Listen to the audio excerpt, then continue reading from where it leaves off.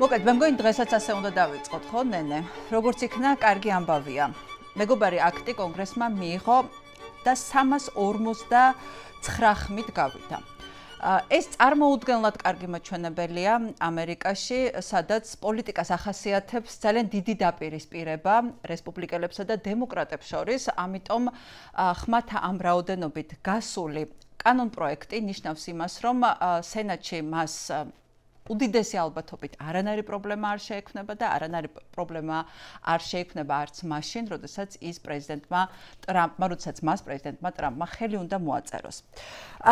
მანამდე შეგახსენებთ, ჩვენ სტუმრებს წარმოგიდგენთ, რომ ეს არის ჩვენი პლატფორმა მისმინე, ვისაც არ გამოგიწერიათ, ძალიან გთხოვთ გამოიწეროთ, გამოყვეთ ასევე Facebook-ზე, TikTok-ზე და Instagram-ზეც და გარდა ამისა, ასევე ძალიან დიდი თხოვნა იქნება ჩემგან, რომ მიაქტიუროთ ჩვენს კომენტარებში, რადგან ძალიან მნიშვნელოვანია თითოეული თქვენგანის მოსაზრება და კითხვები იმ თემაზე, რომელზედაც ვლაპარაკობ და რომელზეც რასაკვირველია დღეს ვილაპარაკებთ. ჩვენი სტუმრები არიან ზაზა ბიბილაშვილი და გია ჯაფარიძე. ძალიან დიდი მადლობა, რომ ხართ ჩვენი პოდკასტის სტუმრები და სანამ მათთან საუბარს დავიწყებ და ერთ რამეს ვიტყვი, რომ როდესაც მე დავიწყო საერთაშორისო პოლიტიკაზე გადაცემის გაკეთება ჯერ კიდევ რუსთავი 2-ში, მაშინ სწორედ ეს მიზანი მქონდა, რომ დაგვენახა ფართო კონტექსტში და ამ ფართო კონტექსტში საქართველოს ადგილი, იმიტომ რომ ნებისმიერი ქვეყანა, არა მხოლოდ ჩვენ, არის დამოკიდებული იმაზე, თუ რა ხდება საერთაშორისო პოლიტიკაში, მით უმეტეს მაშინ, როდესაც ხდება ძალიან დიდი გეოპოლიტიკური ძვრები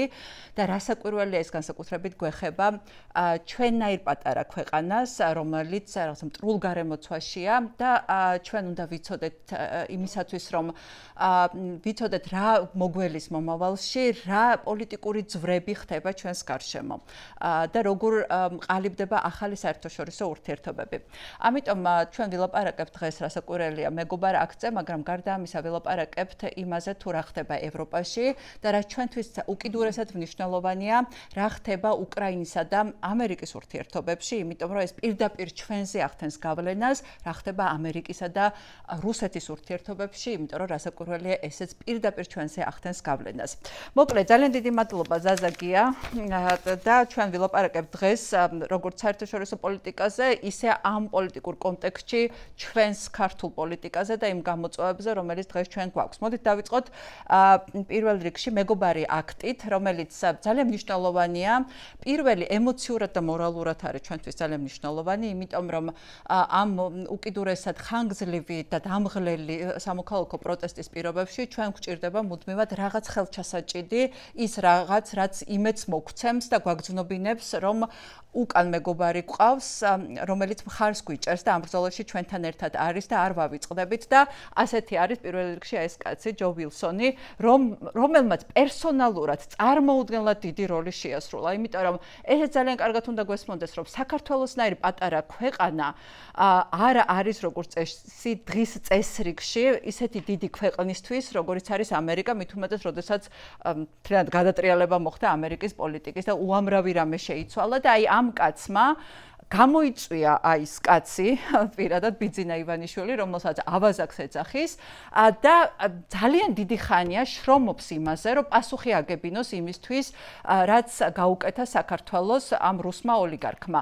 ამიტომ ჯო ვილსონის დამსახურება პერსონალურად არის უკიდურესად მნიშვნელოვანი, რომ ბოლომდე გაიტანა ეს ამბავი. ჩვენ ვაკვირდებით ამ პროცესს, როგორ მოხდა მისი ინიცირება, როგორ შეიცვალა ერთი კანონპროექტი, მეორე ტიპის, თქვათ, კანონპროექტი ჩინაარსი იცვლებოდა ამ ხნის განმავლობაში. და საბოლოო ჯამში კონგრესში მან მიაღწია, რომ ორპარტიული მხარდაჭერა ჰქონდა ამ კანონპროექტს.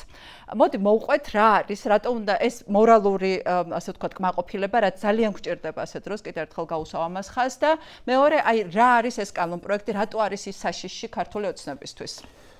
ეკა, პირველ რიგში მადლობა მოწვევისთვის და ჩვენს მაყურებელს მივესალმები. მე გეთანხმები აბსოლუტურად მორალურად ძალიან მნიშვნელოვანი იყო მართლა ამ პროტესტს კი ჭირდება ასეთი ტიპის მხარდაჭერა გარედან. მე ზოგადად მგონია რომ როდესაც ჩვენ ასეთი ძალიან ეგზისტენციალურ ბრძოლაში ვართ შესული ამ სახელმწიფოს გადარჩენისთვის, ამ სახელმწიფოს დამოუკიდებლობის შენარჩუნებისთვის, არსებობისთვის ბრძოლა ამართლა. ასეთ ბრძოლაში იმის გარდა, რასაც თქვა ჩვენ ქვეყნის შიგნით გავაკეთებთ, აუცილებელი არის რა ხდება გარეთ და ყოველთვის მნიშვნელოვანია რა ხდება გარეთ. ჩვენ შესავალ სიტყვაშიც ეს ახსენე, ანუ იმისთვის რომ ჩვენს ბრძოლას კონდეს წარმატება, არ მგონია რომ საკმარისი იყოს ხოლო ჩვენი ძალისხმევა ყოველთვის დაგჭირდება, იყოს შესაბამისი ხელსაყრელი ვითარება ჩვენთვის, როცა ჩვენ ვაღწევდით ისტორიულად წარმატებას, ყოველთვის არსებობდა ეს ხელსაყრელი ვითარება და ეს ხელსაყრელი ვითარება შეიძლება შექმნან კონკრეტულმა ადამიანებმა. მორალურად რასაკვირველია იყო ძალიან მნიშვნელოვანი, მე მგონია რომ ასევე ძალიან მნიშვნელოვანი იყო კიდევ ერთი კუთხით. მთელი ამ ხნის განმავლობაში ქართული ოცნება ეწეოდა ამ სრულად აღვირახსნილ პროპაგანდას, რომ ეს არაფერი არის, ეს საერთოდ არანაირად არც გავა, არც ქვედა პალატაში, არც სენატში, ამას პრეზიდენტი ხელს არ მოაწერს და ასე შემდეგ და ეს კაციც ამბობდა ჯო ვილსონი, რომ ამათ გონიათ რომ მე ვიტყუებიო და აღმოჩნდა რომ ამათ კი არ ეგონათ, ეს სრულიად შეგნებული ქმედებები იყო მათი მხრიდან, ეს იყო სრულიად შეგნებული პროპაგანდა, ატყუებდნენ პირველ რიგში საკუთარ მომხრეებს, ატყუებდნენ იმ ადამიანებს, რომლებიც თქვათ ორჭოფობდნენ და რა თქმა უნდა, უნდათ აი ამ ბუნდოვანების, ნიჰილიზმის, იმედგაცრუების დათესვა, პროტესტის მონაწილე ადამიანებში, რომ ნუ არაფერს აზრი არ აქვს, იქ მაინც არაფერი არ იქნება. აღმოჩნდა რომ ეს ასე საერთოდ არ არის.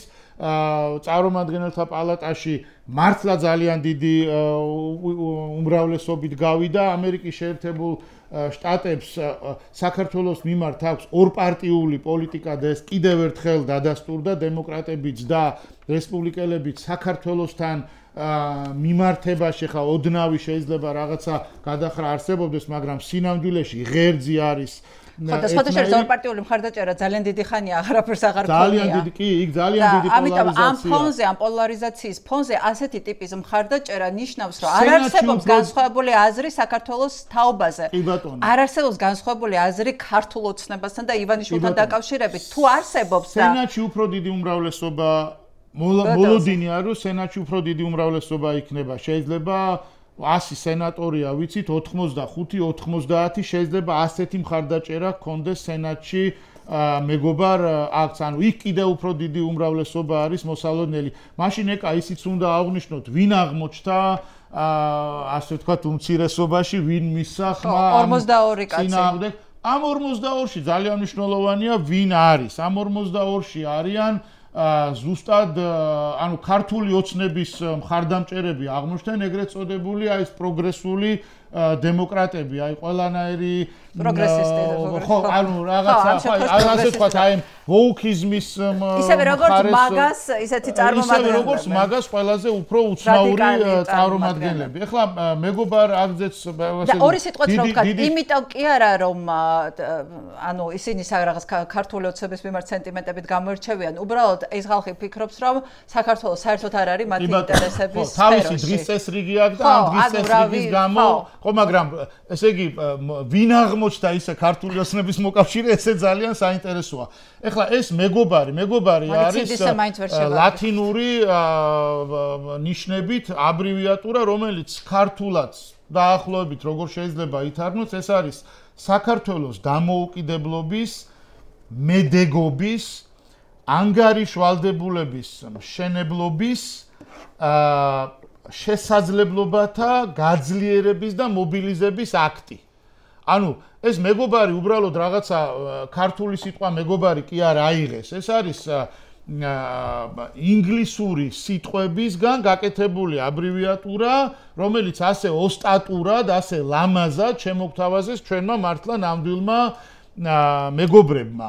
ეს არის რასაკვირველია ქართველი ხალხის მიმართ მეგობრობის აქტი, რა თქმა უნდა, ეს არის ქართველი ხალხის მიმართ მეგობრობის გაწვდილი ხელი, ეს არის ქართველი ხალხის მხარდაჭერის კიდევ ერთი გამოხატულება და რასაკვირველია ის მიემართება ქართული ოცნების წინააღმდეგ, იმიტომ რომ ქართული ოცნება წარმოადგენს აი ამ საკანონმდებლო აქტის მიხედვითაც ანტიქართულ, ანტიეროვნულ, ანტისახელმწიფოებრივ, ანტიევროპულ, ანტიდასავლურ და რუსულ პროჩინურ და პროირანულ პოლიტიკურ ძალას. ამაზე ოდნა მოგვიანთ მანამდე ზაზასთან მინდა ამ თემის გაგრძელებაში და პოლიტიკაში რა გავლენა ექნება შიდა პოლიტიკისთვის ამ აქტს, იმიტომ რომ მოდ გავიხსენოთ ეს ზარქუას ცნობილი გამონათქვამი, რომ გავიჭირვოთ 20 იანვრამდე, ანუ სანამ მოხდება პრეზიდენტ ტრამპის ინაუგურაცია და თლიანად ამით იყო გავსებული ქართული პროპაგანდის ასე ვთქვათ მესიჯები, რომ აი ეხლა ტრამპი მოვა და ყველაფერი დაალაგდება და ჩვენ ანტიამერიკელები კი არა ვართ მხარდამჭერები ამბობდნენ, არამედ გვჯერა რომ აი ტრამპი ხა მოვა და გვაჩვენებს ჩვენ როგორი მეგობრები ვართ. და ამის შემდეგ მართალი რო ვთქვათ და გულწრფელად რო ვილაპარაკოთ ის რაც მოხდა ტრამპისა და ზელენსკის შორის, როგორც განვითარდა რაღაცა პერიოდის განმავლობაში უკრაინისა და ამერიკის ურთიერთობა, ეს მართლა გვაძლევდა რაღაცა მართლა იყო დეპრესიის საფუძველი, ხო? და ამ პერიოდშიც არ იყო დიდი ძვრები, ასე ვთქვათ, არც აქეთა მხარეს, არც ქართული ოცნების სასარგებლოდ, არც ჩვენ სასარგებლოდ და მას შემდეგ არ ვიცი ეს დამთხოვა თუ რა მოხდა, მაგრამ რაც უკრაინის თემა დაიძრა პოზიტიური მიმართულებით და რუსეთთან მიმართებით გაჩნდა გაცილებით დიდი კრიტიკა პირადად ტრამპის მხრიდანაც და მისი ასე ვთქვათ ადმინისტრაციის წევრების მხრიდანაც გამოცოცხლდა მეგობარი აქტის გარშემოც მოვლენებით და დამტკიცდა კონგრესში და ველოდებით უკვე სენატში არის დარეგისტრირებული. ანუ ერთი კითხვა ეხლა რითი და ანუ რამდენად დიდი დარტყმა იქნება ეს პროპაგანდისტვის ყველა სიტუაციიდან შეუძლიათ გამოძრომა, მაგრამ მაინც, იმიტომ რომ დღეს ვნახეთ როგორ დღეს კი არა გუშინ ყრილობის შემდეგ, რომ არც ერთი ეს ქართული ოცნების წევრი არ გაუჩერდა არც ერთ ჟურნალისტს იმისათვის, რომ პასუხი გაეცა, აი, ეხლა რაღაც იტყვით, ხო? აი, ეს რამდენად დიდი დარტყმა ამათთვის, მიუხედავად იმისა, რომ დარწმუნებული ვარ, რომ ესენი მუშაობდნენ ვაშინგტონში და ძალიან ბევრი ფულით დახარჯეს. რა თქმა უნდა. ეკა პირველ რიგში დიდი მადლობა მოწვევისთვის და მინდა წარმატება უსურვო ამ პროექტს და ამ პლატფორმას რაღაც გაჭირვების ხანაში შევდივართ რაღაც პერიოდით და საჭირო იქნება ასეთი პლატფორმების და მე მგონი ერთ-ერთი პირველი და მსხვილი ხართ ამ მიმართულებით წარმატება და ყარად ყოფნა, ხო? პირველად ვარ აქ და კეთილი იყოს ჩემი ფეხი, რაც შეეხება ხა ამ თემატიკას, ბუნებრივია ყველა ჩვენგანი 2-3 თვის განმავლობაში ვიყავით ცოტა დაძაბული ვინაიდან რბილად რომ თქვა არათანმიმდევრული მესიჯები მოდიოდა, შეიძლება პირიქით თანმიმდევრული მესიჯები მოდიოდა და ჩვენთვის მიუღებელი მიმართულებისა და სულისკვეთების, თუმცა ყველაფერი გამოიკვეთა, ჩამოყალიბდა და ეხლა უკვე თითქოს მყარად დგას იმ რელსებზე, რომელიც ახლოს არის საღაზრთან, ახლოს არის კოლექტიური დასავლეთის, როგორც ამის თქმა უყვართ ჩვენს ერთმოწმუნეებს, კოლექტიური დასავლეთის კოლექტიურ ინტერესებთან და შესაბამისად საქართველოს ინტერესებთან. ეხლა ამათ პროპაგანდას რაც შეეხება, ენას ძვალი არა აქვს, ეხლა ის პოლიტიკური ძალა თუ კონგლომერატი თუ ბუკეტი, რაც გინდა დავარქვათ, ბუკეტი ტოქსიკური, რა თქმა უნდა, რომელსაც, არანაირი რაღაც პოლიტიკური თავმოყარეობა არ გააჩნია, მოვიდნენ იმ განაცხადით, რომ იყვნენ სოციალისტები, მემარცხენეები, შევიდნენ ევროპული სოციალისტების პარტიაში, იქიდან პანჩურით რო გამოაგდეს, მე აღმოჩნდა, რომ უცებ ულტრამემარჯვენეები არიან და თურმე ეხლა ცდილობენ, რომ აი საოჯახური ტრადიციები დაიცვან, ქრისტიანული ტრადიციები და ასე შემდეგ. რომელიც ერთიც და მეორეც მათთვის არის ფარისევლობა, არის მხოლოდ და მხოლოდ რაღაც პოლიტიკური მიზანშეწონილობიდან გამომდინარე მიღებული იმწუთიერი გადაწყვეტილება და რაც თავარია ნაკარნახები მოსკოვიდან ეხლა ესენი არის ფულის ხალხი, ესენი არიან ადამიანები, რომელსაც ფულს გადაუხდი და რასაც გინდა დაავალებ. ერთ დღეს სოციალისტი იქნება, მეორე დღეს ოკასიო კორტესის მრევლი იქნება და მესამე დღეს ღმერთმა უწყის კიდევ რა. ეხლა რა თქმა უნდა ესენი შემოატრიალებენ პროპაგანდას, რაღაცას კიდევ იტყვიან, ეს დაიწყეს ერთი რუსებთან ერთად დაიწყეს იმის, როგორც კი ტრამპმა დაიწყო ესეთი განცხადების გაკეთება, რომ რუსებს იმედი გაუცრუდათ, ზუსტად ერთი დღის გამოტოვებით თქვენს ერთი და იგივე კობახიძემ და ხო პესკოვმა, რომ deep state-ი ამარცხებს ტრამპს. ხო, ერთი და იგივე მესიჯი აქვს, მე დარწმუნებული ვარ, რომ ეს მესიჯი შემთხვევით არ ემთხვევა ერთმანეთს, ამაზე ჟურნალისტური გამოძიებებიც გაკეთებულა, აი ფაქტმა გააკეთა შარშან თუ სწორად მახსოვს, როგორ ემთხვევა ქართული ოცნების მესიჯები შინაარსით, ფორმით და დროით რუსულ ანალოგიურ მესეჯებს და ეს ნახა მხოლოდ ერთ რამეზე მეტყველებს, ხო? დამთხოვა შეიძლება ერთხელ იყოს შემთხვევით და ეხლა ეს თუ თანმიმდევრულად ხდება და სისტემატურად ხდება, უკვე დამთხოვა აღარ არის, ამას ჩვეულებრივად აკეთებენ რუსები და ამათ მესიჯებად უგზავნიან. ასევე უგზავნიან განაწილებულ როლებს, ხო? ვიღაცამ პრემიერის რანგში უნდა გააკეთოს ცოტა სერიოზული სახით, ვიღაცამ ცირკის მასხარის თუ კლოუნის სიტყვებითა და რა ქვია იმითი უნდა გააკეთოს. ესეთი როლი დაკისრებული აქვს, ხო. სუპერ კომიკური ფორმით, მაგრამ ნუ დღეს ცხადია ისინი ძალიან დიდ გაჭირვებაში არიან, ხუმრობ ბოლო რამდენიმე დღეა რომ ქართულმა ოცნება მოახერხა ის რაც აქამდე ალბათ არავის მოუხერხებია ამერიკაში ბოლო 30 წელია მართლა მზარდი ფორმით ხდება პოლარიზაცია. რო დაიწყო, ნუ ალბათ რეიგანის დროსაც კი იყო უკვე დაწყებული ეს ტენდენცია, გაღრმავდა კლინტონის დროს რესპუბლიკელებსა და დემოკრატებს შორის აი ეს უბსკრული და ნუ მას მერე უარესობა არის და დღევანდელ დღეს ალბათ სამწუხაროდ ჩვენთვის და დემოკრატიული დასავლური სამყაროსთვის მაქსიმუმზეა ამერიკაში პოლარიზაცია. აი ამ ვითარებაში ბიძინა ივანიშვილმა, მადლობა მას და ქართულმა ოცნებამ მოახერხეს ის რომ შეარიგეს Deep State და ტრამპის პლანი. შეარიგეს ამ Deep State-მა და ტრამპმა ჩაკიდეს ხელი ერთმანეთს და თქვას რომ აი ამან დედა უნდა უტიროთო და მე გავარჩიოთ ერთმანეთში საქმეო, ხო? ასევე შეარიგეს ერთმანეთში ოკასიო კორტესი და რა ქვია იმ ქალს მარჯორი ტეილორ გრინი. ხო, აი ხო რაღაც სიურეალიზმია, აბსურდია, მაგრამ ეს უკიდურესი მემარცხენე ვოუკი ჩემთვის ყოვლად მიუღებელი აბსოლუტურად ყველაფერში, რასაც ამბობს და არანაკლებ მიუღებელი ეს მარჯორი ტეილორ გრინი, იზოლაციონისტი, პრორუსი ფაქტიურად, ხო, ესენი შეარიგეს. კარგი ის არის, ხა კითხვა ის იყო, ხო, ჩვენთვის რას ნიშნავს შიდა პოლიტიკურად. ჩვენთვის ეს ძალიან, ანუ საკვანძოდ მნიშვნელოვანია, რა თქმა უნდა, სულისკვეთებისთვის ერთი მხრივ, მაგრამ მეორე მხრივ რას ნიშნავს? ნახე, აქ თუ არ არის დასავლეთი, ჩვენ რაც არ უნდა გავაკეთოთ. ჩვენი ბედი არის განწირული, სამწუხაროდ, ხო? აქედან 1921 წელს და მანამდე ჯერ გერმანელები გავიდნენ 18-ში, ხო? ჭანდაბას გერმანელები რო გავიდნენ, შემოვიდნენ ბრიტანელები ბაქოდან და ცოტა ხანი თავი ქუჩში ქონდა. ბრიტანელები რო გავიდნენ აქედან, დროის საკითხი იყო რუსები როდის შემოვიდოდნენ.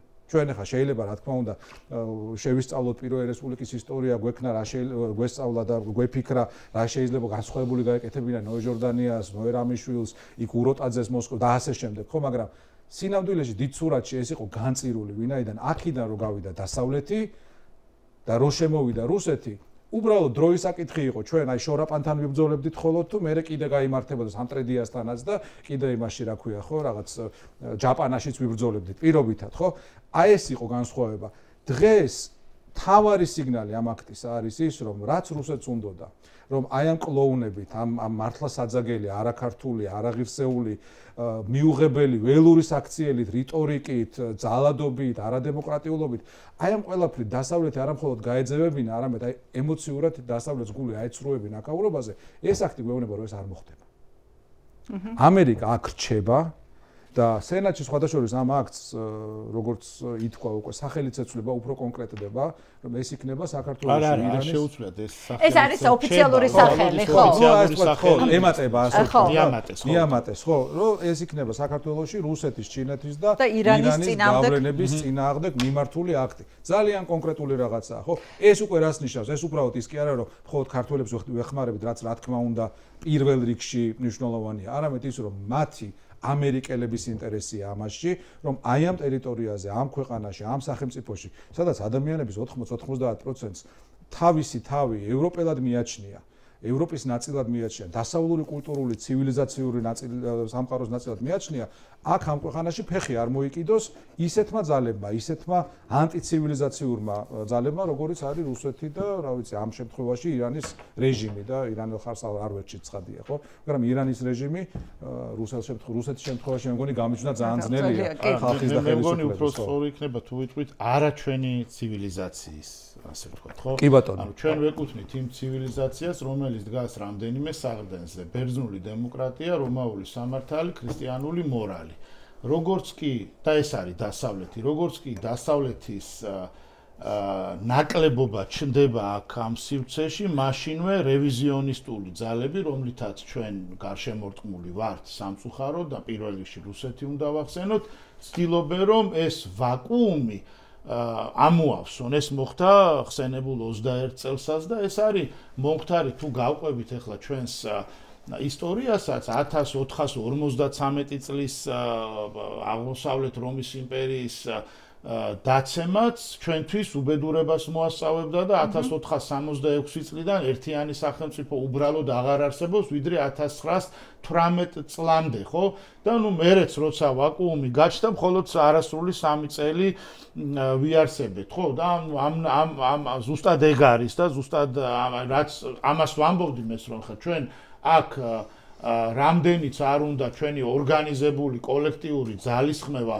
გავწიოთ, ჩვენ გვჭირდება ხელსაყრელი საერთაშორისო ვითარება, რომელიც ახლა ისიც ფაქტია, რომ ძალიან დიდი ხნის განმავლობაში ჩვენთვის არ დამდგარა, ხო? ახლა იგივე ევროპის კავშირის მაგალითი რომ ავიღოთ, ევროპის კავშირი დღეს აქეთ გთხოვს, რომ იქნებ რამე გავაკეთოთ, ევროპის კავშირი კარი გააღო და მობზანდით ამ კარშიო და ჩვენ ვეუბნებით, არა, მაგრად მოგვიკეტეთ, მან შემოსვლა არ გვინდაო, მაშინ როდესაც 2009 წელს ახალი გადახდილი მქონდა ბოლო ომი რუსეთთან, როცა ჩვენ აღმოსავლური პარტნიორობის პროგრამა მოგცეს, რომელსაც სულ ვამბობ, რომ ეს იყო ვიჯექით მგზავრებად რკინიგზის სადგურში, სადაც არასდროს მატარებელი არ ჩამოივლიდა და პერსპექტივას, ევროპულ პერსპექტივას არ გვიწერდნენ, არ ჩაგვიწერეს ასოცირების შეთანხმებაში. ასოცირების შეთანხმება მზად იყო, უბრალოდ ეს გვინდოდა რომ ყოფილიყო ამაში აუცილებლად ჩაწერილო ჩვენ გვაქვს ევროპული იდენტობა და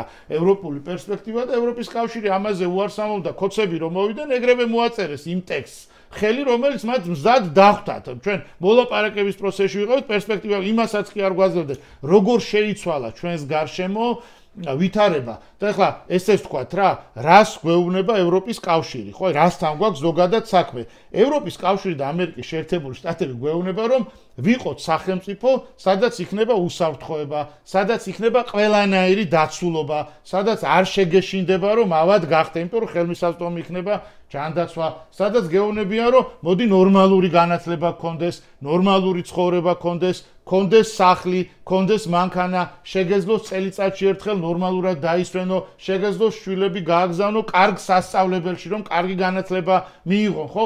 და აი ამას რომ გვთავაზობთ, კეთილდღეობას, დაცულობას და ჩვენი საერთაშორისო პარტნიორები რომ არიან 35 წლის განმავლობაში პოლიტიკურად, ეკონომიკურად, ფინანსურად, დიპლომატიურად როგორ გვეხმარებოდნენ, გვინარჩუნებდნენ მაგალითად არაღიარების პოლიტიკას, ხო? ამაზე გვეუბნებიან, რომ ესენი არ არიან ჩვენი მოკავშირეები, მეგობრები და მოყვარეები და ვიზე გვეუბნებიან, რომ არის ჩვენი პარტნიორი, მოკავშირე და მეგობარი. ქვეყანაზე, რომელსაც ოკუპირებული აქვს საქართველოს ტერიტორიების 20%, ქვეყანაზე, რომელმაც ჩვენს მიწაზე საკუთარი სახლებიდან გამოყარა რამდენიმე ასეული ათასი ჩვენი მოქალაქე ქვეყანაზე რომელიც 200-ზე მეტი წელია ყელამდეა ქართველების სისხლში ქვეყანაზე რომელიც დღესაც ადმინისტრაციული განყოფი ხაზის გარდა იტაცებს ჩვენს ტერიტორიებს ხო ქვეყანაზე რომელიც თვე არ გავა რომ არ მოიტაცოს საქართველოს მოქალაქე ქვეყანაზე რომელიც წელი არ გავა 2008 წლის აგვისტოს მერე რომ არ მოგვიკლა საქართველოს მოქალაქე ხო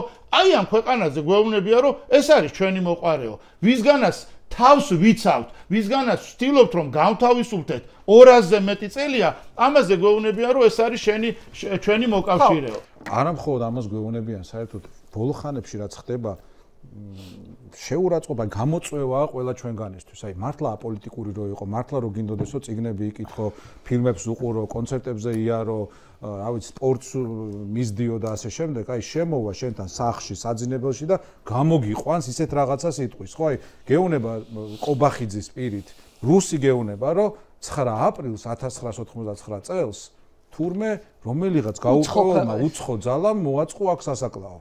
რუსმა კი არა, უცხო ძალამ, ხო? და უცხო ძალა ვინ არის დღევანდელ პროპაგანდაში არის დასავლეთი. გამოდის რომ დასავლეთმა მოაწყო ეს. დასავლეთმა აი იგივეს ამბობენ აფხაზეთზე. იგივეს ამბობენ, სულ პირდაპირ ისიც კი იყო, რომ ანუ რეალურად მერაპოსტალო ზვიად ანუ ტიპები რომ რაღაცა ხონდა, რაღაცა ლიმიტი ხონდა, კონდეს ამ ტიპებს ლიმიტი არ აქვს, ხო? ადამიანებზე რომლებიც მთაწმინდაზე ყავს ეს დაკრძალული ეროვნული გმირი ამაზე გეუბნებიან რომ ესენ პროვოკატორები იყვნენ რომ ამათმა მოაწყეს სინამდვილეში სასაკლაო. ანწუხელიძეზე გეუბნებიან რომ ვიღაცის პიარისთვის უაზროდ მკვდარი გიორგი ანწუხელიძე ხარ. როგორ უნდა გაბედოს ვიღაცამ ასეთი რაღაცის თქმა, ხო?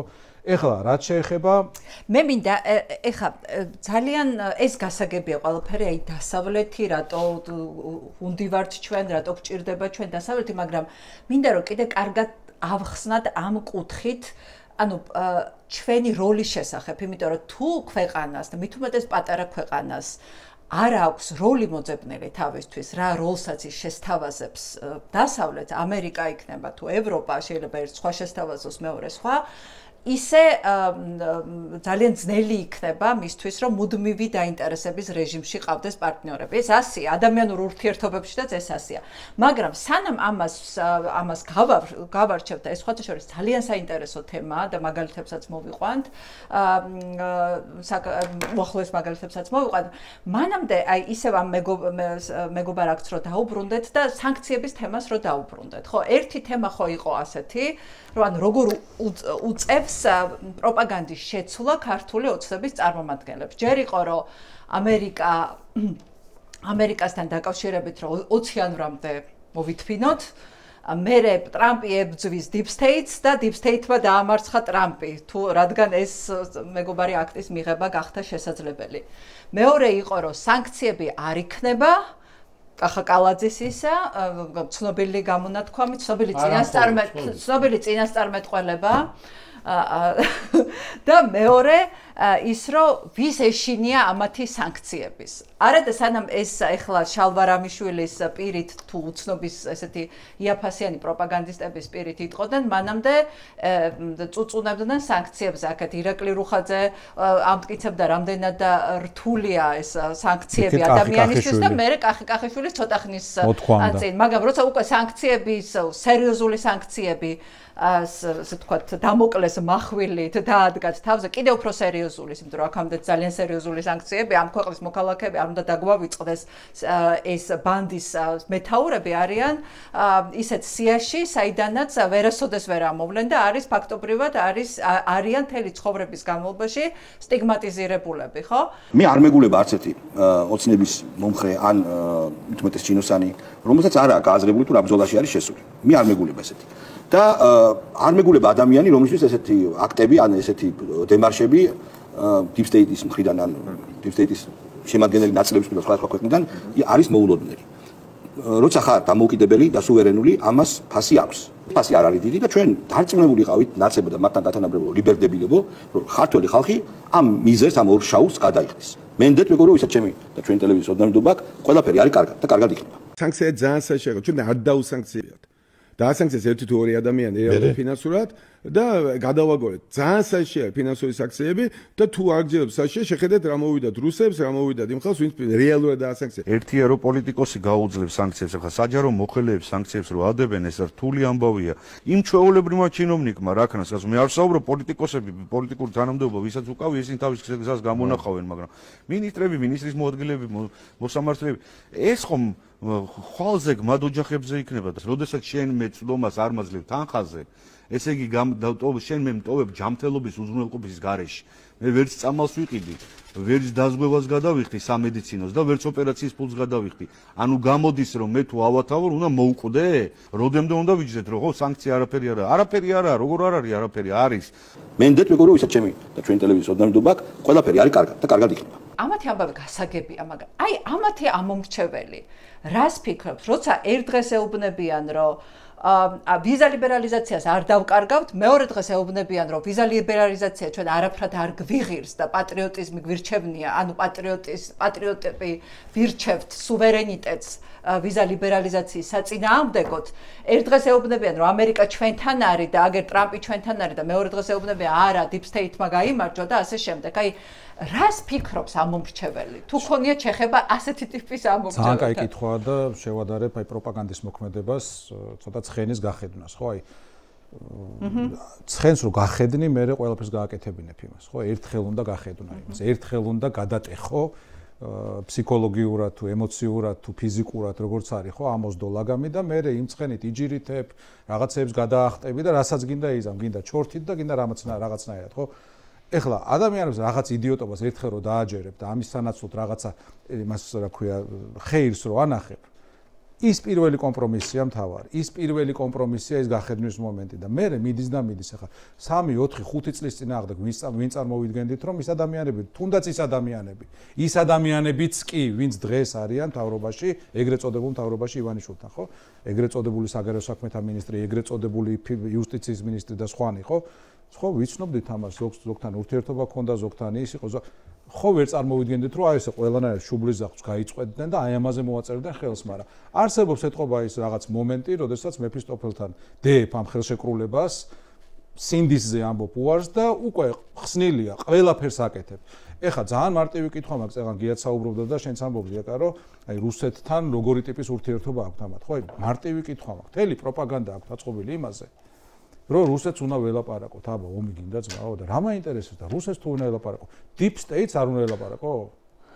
ხო მარტივი კითხვა. მე აღმოვაჩინე. Deep State-ს არა, ჯერეთ იმ დღეს რომ ბაზრობდა ის რა ქვია, კობახიძე გამოვიდა და Deep State-ის წარმომადგენელი იყო მოსულიო და რაღაცას ხვდოდა რა. დახურულ კარს მიღმავ. და მარტივი კითხვაა, ხო, აი Deep State-ის წარმომადგენელი თუ ყავს, ესე იგი უფროსიც ხო ყავს, ვინც ამას ავალებს, რომ ეხა მიდი კობახიძესთან და დაავალე, რომ ომში ჩართოს საქართველო. და იმ კაცს რატო არ ველაპარაკებით? აი ვინც Deep State-ის წარმომადგენელი კი არა, უფროსია, ხო? პუტინს ველაპარაკებით, კარასინს ველაპარაკებით, პესკოვს, თავზე ყველაფერს იზელენ ესენი, ხო? ოღონდ ველაპარაკოთ, აი ველაპარაკოთ მწვანილზე, მაგრამ რაღაც პროცესი იყოს ლაპარაკი. Deep State-ს რატო არ ველაპარაკებიან? ხო მარტივი კითხვაა, ხო? თან Deep State-მა დაამარცხა, უკვე ამერიკაც დაამარცხა, მანამდე დამარცხებული ყავდა მთელი ევროპის კონტინენტი, გარდა ორბანის, ფიცოს და ვუჩიჩის. კი ბატონო. და პუტინის. და პუტინი, ანუ ხო და პუტინს ებრძვის, მაგრამ ეხლა გამოიყვანეს ძალიან მაგარი, მე მგონია რომ ამით ცდილობენ რაღაცა Deep State-ისგან დაიცვან თავი. რაღაცა ბოლო ტენდენცია რომ ვიღაც ქალი ყავთ. ბოლო დღეების განმავლობაში ჟურნალისტებისგან იცავს პარტიის ლიდერებს ვიღაც ქალი. Jokero naționalii de da moukhani, zuqanati.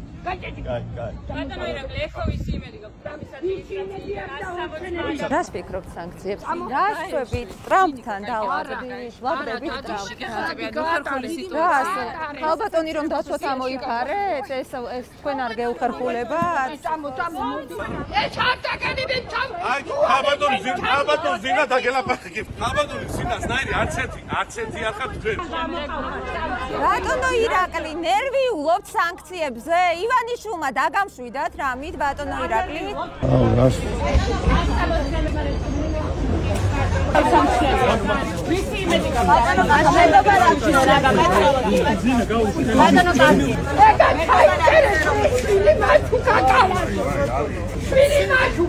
ახალი იარაღი გამოიგონდეს Deep State-თან საბრძოლველად, ჩემი აზრით. და როგორ მოხდა, რომ Deep State-მა ყველა დაამარცხა ევროპის კონტინენტზე, ამერიკაც და ზარქვა და ნინო წილოსანი და ირაკლი კობახიძე ვერ.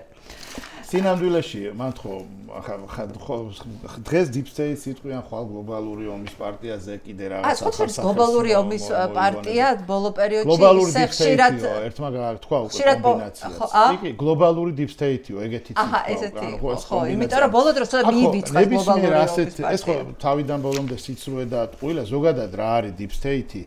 ამას აქვს თავისი განმარტება და ოსმალეთის იმპერიიდან მოდის და კონკრეტულ რაღაცას ერქვა და ეს Deep State იყო ოსმალეთის იმპერიის სადარაჯოზე და მერე თურქეთის რესპუბლიკის სადარაჯოზე. ეს არის სამხედრო, პოლიტიკური და ინტელექტუალური ელიტა, რომელიც თურქეთის რესპუბლიკას ინარჩუნებდა. აქედან არის პოლიტოლოგიაში ეს ხო, თუ დავგუგლავთ პირველ რიგში ამას ამოგვიგდებს. მე სულ ვამბობ ეკა და ზაზასთან ამაზე ბევრი გვიკამათია მე და ზაზას პროპაგანდა მუშაობს პროპაგანდას რაზე გიკამათია დაკაცი კამათი აი პროპაგანდი როგორ მუშაობს პროპაგანდა ხო პროპაგანდა მუშაობს იქ სადაც პროპაგანდის მიმღები არსებობს მსურველი არსებობს რომ ეს პროპაგანდა მიიღოს და ეს პროპაგანდა შეიწოვოს და ეს პროპაგანდა როგორ გითხრათ გადაამუშავოს ეს თუ არ იქნება მაშინ პროპაგანდა ვერ იმუშავებს მე მესმის რომ პროპაგანდა მუშაობს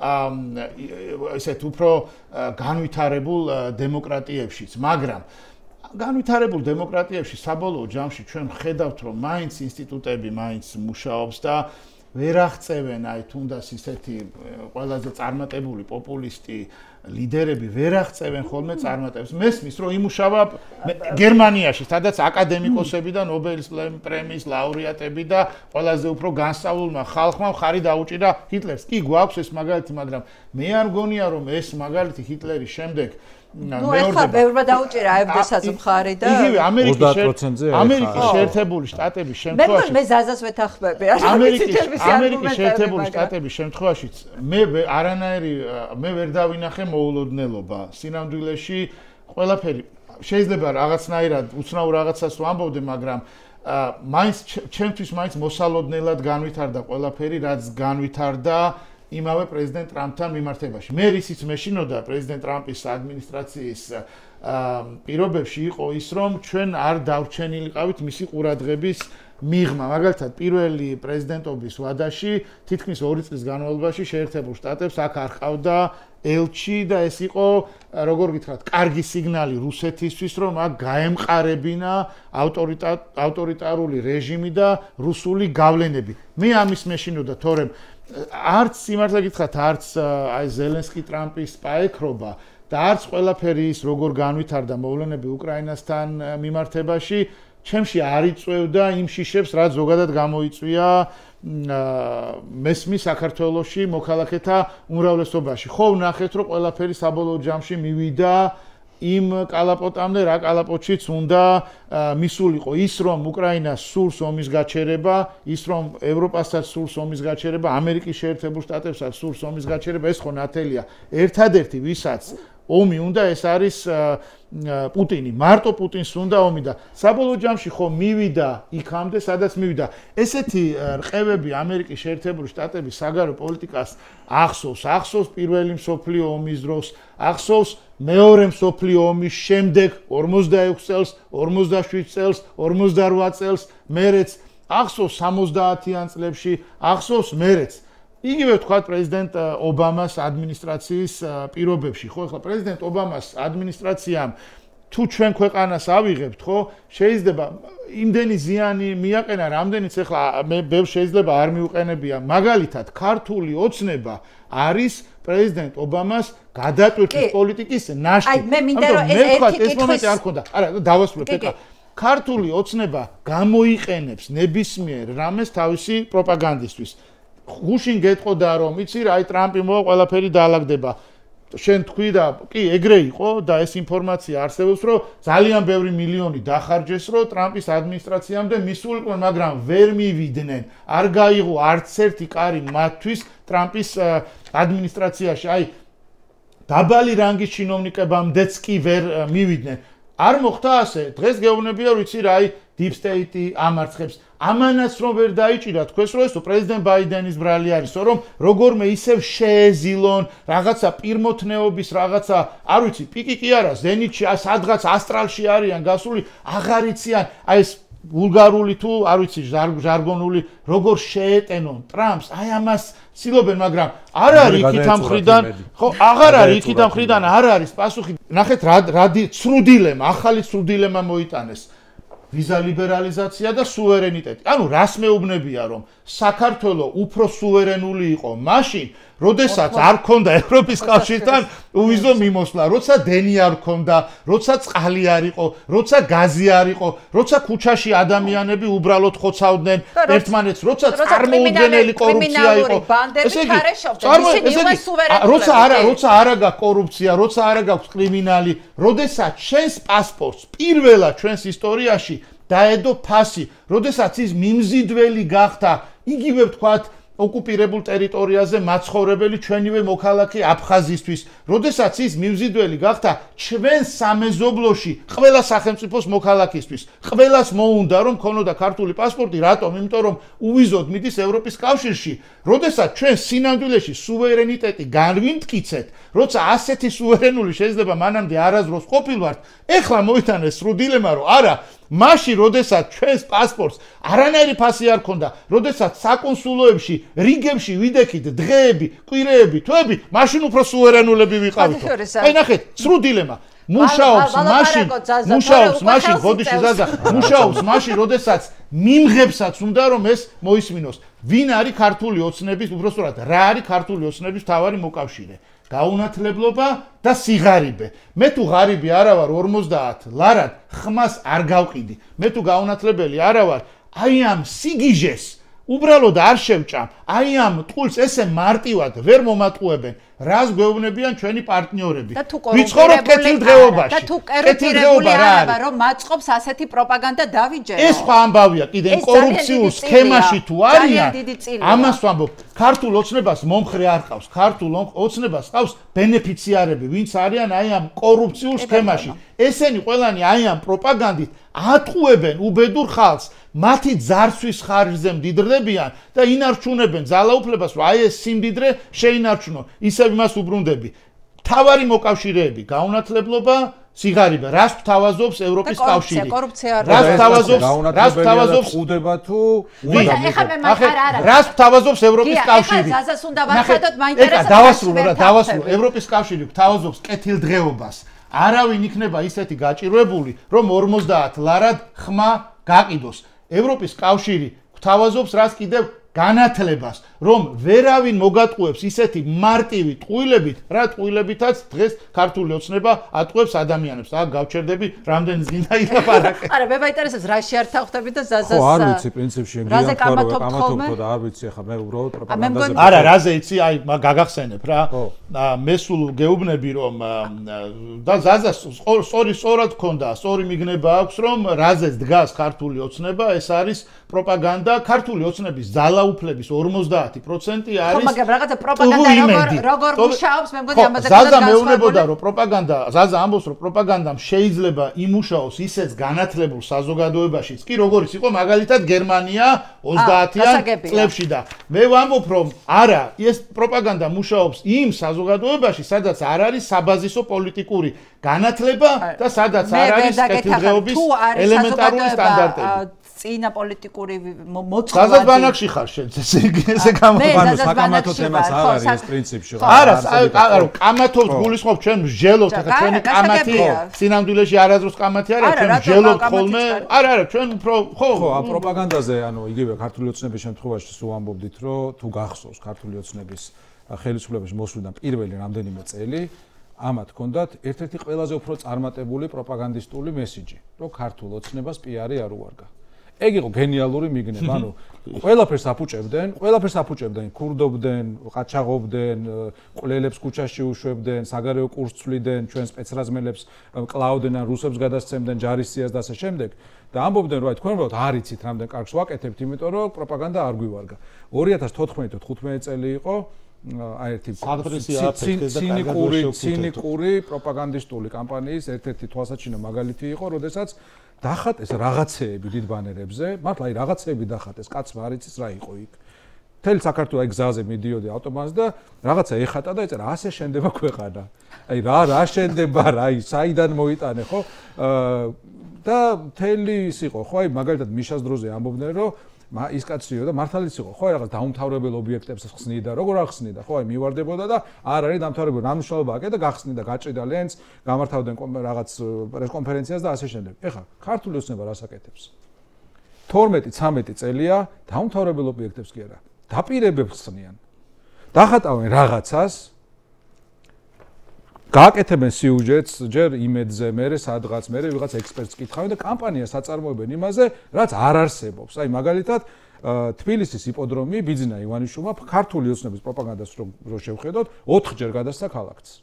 ანუ 4 სრულფასოვანი PR კამპანია ჩატარდა პროპაგანდისტულად. აი რა მაგარი კაცია, როგორ გადასცემს იმას რა ქვია, აი ამ იპოდრომს ქალაქს და არც ერთხელ არ გადაუცია. ერთი ტრაქტორი როგორც შეიყვანეს 5 წლის წინ, თუ რამდენი წლის წინაც იყო, ისევ დგას ის ტრაქტორი იქ. არაფერი არ ხდება, მაგრამ 4ჯერ გააკეთეს, იგივე იყო ლაგუნაზე, ხო? ბევრი რაღაცა მოხდა ასეთი და ეს არის ამათი გელათი ინგრევა, ფრესკები ინგრევა და ეს ხალხი აჯერებს თავის მომხრეებს, რომ ისინი არიან ვინც ქართულ ტრადიციებს, ისტორიას და კულტურას იცავს. აუ კიდე ერთ ამასთან დაკავშირებით ნახე გუშინ უბრალოდ მომიხდა ძველ თბილისში რაღაცა ქუჩებში ფეხით გავლა და ნუ ისეთი ადგილები, სადაც მართლა ტურისტები დადიან, იქ არიან ძირითადად, აი რასაც უყურებ, ქართველები არიან ან პოლიციის ფორმაში მყოფი, რა ვიცი, ქართველები ქვიათ თუ რაც ქვიათ და რო ეტყობათ, რომ ეს კრიმპოლია თუ სუსია თუ რაც არის, აი ღიპიანი შავებში ჩაცმული ყურზე ვიღაცის ბრძანებას ელიან, პირობითად აი ხალხი თუ სადმე შეიკრიბება, რომ იქ მიჩვიდან ხროვასავით. ეგენი არიან ქართველები და დანარჩენი უცხოელები რა და ჩავიარე ქუჩსახელი არ მახსოვს იქ ზუსტად სასულიერო სემინარიის წინ. აქეთ არის სასულიერო სემინარია, აქეთ არის სიონი. სასულიერო სემინარიის პირველ სართულზე გახსნია რაღაც ბარი, სადაც რუსები ნახევრად შიშვლები მღეროდნენ და ქუჩაში ცეკვავდნენ. სიონის შესასვლელთან ხდება ეს სასულიერო სემინარიის პირველ სართულზე. რა მაინტერესებს გონჩაკოვის ფონდი და ეს რა ქვია პრიმაკოვის ფონდი და სამეფო უბნის თეატრს რომ მიადგნე ხო რა თეატრი აი აქ სიონის წინ ხდება ეს სად არის სინოდი სად არის აპატრიარქო სად არის ეს პრორუსები რომლებიც ჩვენს იმას იცავენ მორალს იცავენ ხო აი ამაზეა საუბარი რომ ეს არის პროპაგანდა ხო როგორ მართო ადამიანების ზიზღი როგორ მართო ადამიანების აგრესია და ის წარმართო და მიმართო არასწორი მიმართულებით რაღაც არარსებული საფრთხე წარმოუჩინო საფრთხეთ და რეალური აი აქ სიონის წინ დგას შიშველი რუსი და რაღაც ანუ რაღაცეებს ჩადის ხო და ამ დროს ის ვინც უნდა გამოვიდეს სიონიდან ან სასულიერო სემინარიიდან და ეს უბრალოდ ნუ მინიმუმ თქვას რომ აქ ასე ხმამაღლა და შიშვლები ნუშვებით ხო აი ამ ყველაფერს ის მიდის სადღაც სხვაგან და სპექტაკლს ებრძვის ხო ეხლა რო გავიხსენოთ ეს პროპაგანდა ამათი პროპაგანდა არის საბჭოთა და რუსული პროპაგანდის ბესტოვი საბჭოთა კავშირი ალბათ ერთ-ერთი ყველაზე ბოროტი ექსპანსიონისტური იმპერია იყო კაცობრიობის ისტორიაში და მისი პიარი ეფუძნებოდა რას? შვიდობას. მართლა. აი რო გადავხედოთ, ხო 20-იანი წლებიდან 30-იანი წლებიდან მოყოლებული იდენტურია დღევანდელი პუტინისტური და ქოცური რიტორიკისა. გეუბნებიან, აი რო მაშინდელი ნიანგები და რა ჟურნალებიც იყო, აი კომისიც კი კარიკატურებშიც კი ჩანს, ხო? არის მაშინ გლობალური ომის პარტია არ ერქვა, თუმცა ეგრეც ეძახდნენ კაპიტალისტური ბლოკი, ბურჟუაზიული ბლოკი, რომლებსაც სურთ გლობალური ომის გაჩაღება სურთ. გლობალური ომის პარტია ქართული ოცნების კუთვნილებაა, იმიტომ რომ თუ დაგუგლა ვიკიპედიაში ის ქართული ოცნების აი გლობალური ომის გაჩაღება სურთ 20-იან 30-იან წლებში აი ბურჟუაზიულ ძალებს და საბჭოთა კავშირს რა უნდა მშვიდობა. ხო, ყოველთვის ამას აკეთებდნენ, იდენტურია მათი მესეჯები ანუ შედიხარ ქვეყანას იბტყრობ ავღანეთის დაპყრობა რო დაიწყეს რო შევიდნენ რა იყო ეს იყო საერთაშორისო ვალი ანუ ქვეყანას იბტყრობ და ჩემი საერთაშორისო ვალი ასე ყიდი ხო ანუ ეს არის ძალიან მნიშვნელოვანი ფსიქოლოგიური ფენომენი რომელზეც დგას ხოცი და აბსოლუტურად გეთანხმები წეღან თქვი სხვა შორის ზურა შენიც მას მაგას ამბობს რომ ეს პროპაგანდა გარკვეულ წრეებზე ხა კი გარკვეულ წრეებს აჯერებენ მაგრამ აი ამ კორუმპირებულ ნოშიკოებს და ვიღაცებს ხა მართლა ხო არ ჯერა სულელები ხო არიან ხო არ გეტყვის რომ ხო კორუფცია მინდა ნეპოტიზმი მინდა რომ გაზპრომიდან პირობითად კალაძე ხო არ გეტყვის რომ გაზპრომს მინდა ხელშეკრულება დაუდო და 10 მილიონი ჯიბეში ჩავიდა ხო გეტყვის რომ ხო მინდა რომ ღირსეული საგარეო პოლიტიკა მქონდეს და სუვერენიტეტი მქონდეს ანუ ეს არის რაღაც რაც მოირგეს და ეზღა დარჩათ ესეც უნდა გამოვაცალოთ ხელიდან და მე მგონი ძალიან მარტივად შეგვიძლია ამის გაკეთება უბრალოდ ჩვენ ვიმეორებ წლების განმავლობაში ჩემი აზრით ამაზეც ხშირად გველაპარაკია არ ქონდა შესაბამისი სწორი ტაქტიკა და სტრატეგია როგორ გამკლავებოდით პროპაგანდას აი მაგალითად ისინი გვეძახდნენ მკვლელებს ჩვენ ვეძახდით უნიათოებს და ეხლა ის საშუალო სტატისტიკური ობივატელი რო ხარ ვის აირჩევ მკვლელს თუ უნიათოს მოძალადეს თუ იმპოტენტს ხო ანუ თვითონ პოზიციონირებდნენ იმკოცია გამსახურდიას იმის არ იყოს ხო სულ ეს ბრძენი უნდა იყოს და სულადად მოაჩვენო თავიო და ეს იყო მათი სიბრძნე რომ თავს თავი მოაჩვენეს ხალხს უნიათოებად და იმპოტენტებად მაშინ როდესაც ყველაზე დიდი მოძალადეები არიან დამოუკიდებელი საქართველოს ისტორიაში ეხლა იმ თემაზე რომ გადავიდეთ რითაც დავიწყეთ და ნაწილობრივ შეეხე კიდევაც გიამ და მეც ვახსენე და ვაანონსებს ვთქვათ ეს კითხვა რომ ძალიან მნიშვნელოვანია ქვეყანას კონდეს თავისი როლი განსაკუთრებით ჩვენაირ პატარა ქვეყანას რომელმაც რაღაცით უნდა დაინტერესოს ხო დიდი სტრატეგიული მოკავშირეები იმიტომ რომ ჩვენაირი პატარა ქვეყანა მით უმეტეს როდესაც მეზობლად ყავს დამპყრობელი ვერ გადარჩება სხვანაირად ხო ამიტომ გამომდინარე იქედან რომ აუცილებელია მოერგო იმიტომ რომ ამერიკა მაინც ყველაზე მნიშვნელოვანი პარტნიორი იყო აქამდე ჩვენთვის რომლის ყველაზე დიდი იმედი გქონდა საქართველოს ყოველთვის არგებდა ამ როლს იმ თქვა დღის წესრიგს რომელიც ჰქონდა სხვადასხვა ადმინისტრაციას ეხლა დავიწყოთ ბუშის ადმინისტრაციიდან ხო ბუშის ადმინისტრაციის მთავარი დღის წესრიგი იყო ექსპორტი დემოკრატიის სხვა ქვეყნებში და აი გავრცელება ამ დემოკრატიული ღირებულებების და წარმატებული მაგალითის შექმნა და მაშინ სწორედ სააკაშვილის ხელისუფლება მოახერხა ის რომ ისეთი წარმატებული მაგალითი შექმნა, რომ იწოდებოდა როგორც დემოკრატიის შუქურა და მოახერხა ის ამ პატარა ქვეყანამ, რომ ამერიკის პრეზიდენტი ჩამოიყვანა, იმიტომ რომ საქართველოს იყო ზუსტად ისეთი წარმატებული მაგალითი, რომელიც ჯდებოდა ბუშის ადმინისტრაციის დღის წესრიგში, იყო საჩვენებელი მაგალითი, ხო? ობამას ხელისუფლების ადმინისტრაციის დღის წესრიგი იყო, რომ რუსეთთან გადაეტვირთა და საქართველოსნაირ ქვეყნებს თავის ტკივილი არ შეექმნათ მისთვის. და იმ დღის წესრიგს წინვალეთ მოეგო, რაღაც უცნაური სიტყვა თქვი, მე მგონი, წინვალეთ მოერგო ივანიშვილი, რომელმაც თავიდანვე დაანონსა ძალიან ნათლად და მკაფიოდ, რომ ჩვენ არ უნდა ვიყოთ პრობლემა დასავლეთსა და რუსეთს შორის ურთიერთობებში. პირდაპირ ხო, პირველივე დღეებში თქვა ეს რაღაც და ზუსტად ეს იყო ის, რაც ჭირდებოდა ობამას ადმინისტრაციას, როდესაც მან რუსეთთან ადმინისტრაციას ევროპაში გადატვირთა, ამერიკაზე ვლაპარაკობ და მე ევროპა ცალკე განვიხილოთ. ობამას ადმინისტრაციისთვის. ამიტომ ძალიან იმ მოთხოვნას, მათ შორის ევროპის მხრიდანაც დღის წესრიგს ივანიშვილი მოერგო ფანტასტიკურად. მოვიდა ტრამპის ადმინისტრაცია, ხო?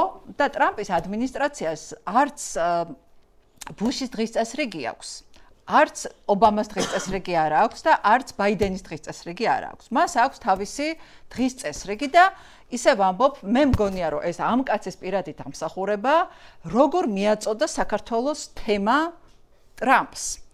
და ძალიან მნიშვნელოვან ორ, ასე ვთქვათ, გამოსვლას გავიხსენებ ამ მეგობარი აქტის ასე ვთქვათ, კენჭისყრის დროს.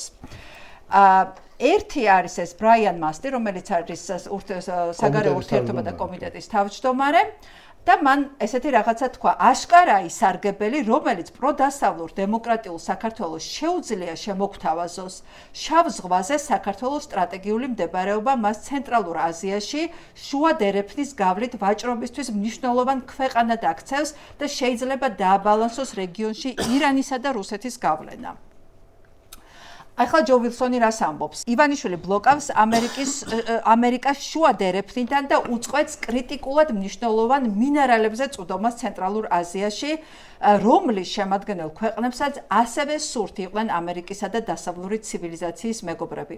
ანუ გაჩნდა ძალიან მნიშვნელოვანი რამდენიმე სიტყვა: რუსეთი, ირანი, ჩინეთი, მინერალები.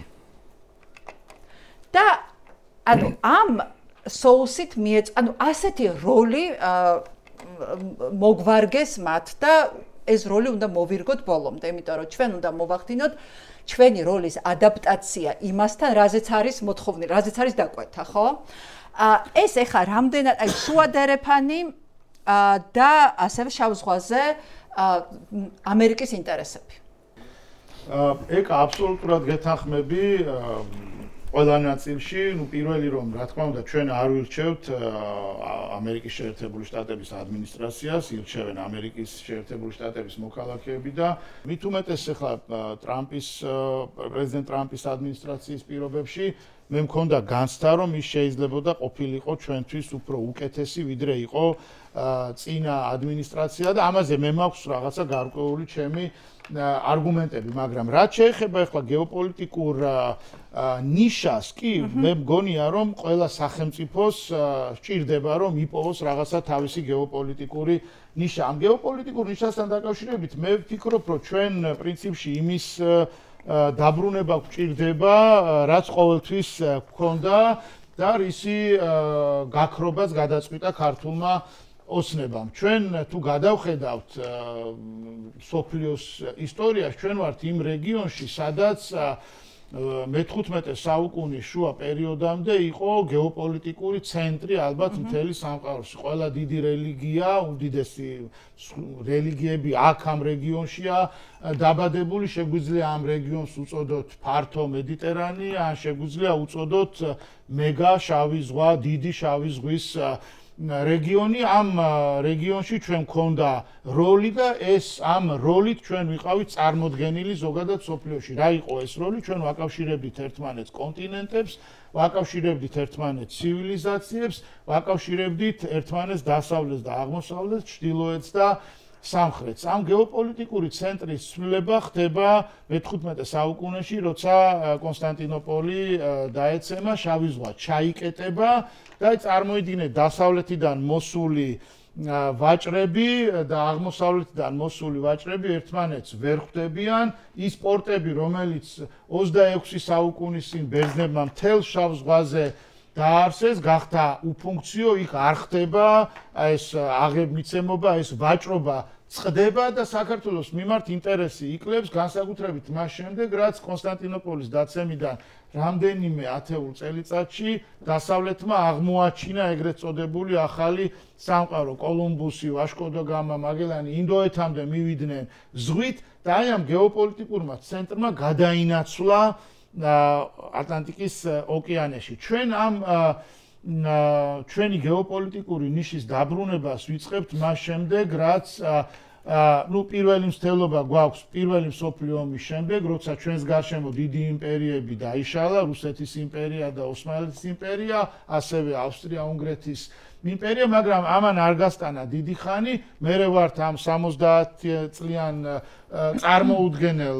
ტყვეობაში და საბჭოთა რუსეთის დაშლის შემდეგ ჩვენ თავიდან გვიჩნდება გეოპოლიტიკური ნიშის პოვნის შესაძლებლობა და ჩვენ ეს გავაკეთეთ 1999 წელს, როცა გავხდით აპრილში ევროსაბჭოს წევრი, მე ვარ ქართველი, მაშა სადამ ევროპელი, როდესაც ევროპამაც აღიარა, რომ ჩვენ ევროპული ცივილიზაციის ნაწილი ვარ და ევროპული სახელმწიფო ვარ და გაგვეხსნა ამით გზა ევროპის კავშირისკენ და ევროატლანტიკური სტრუქტურებისკენ და იმავე წლის ნოემბერში, როცა იმავე ქალაქში, სადაც ჩვენ ჩვენი გეოპოლიტიკური მნიშვნელობა დავკარგეთ, ეუთოს სამიტზე მოხდა უმნიშვნელოვანესი რამ რუსული ბაზების დახურვის საკითხი გადაწყდა საქართველოში და აგრეთვე გადაწყდა ის დიდი ეკონომიკური პროექტები, რომლითაც ჩვენ სოფლიოში რუკაზე ისევ ბრუნდებოდით.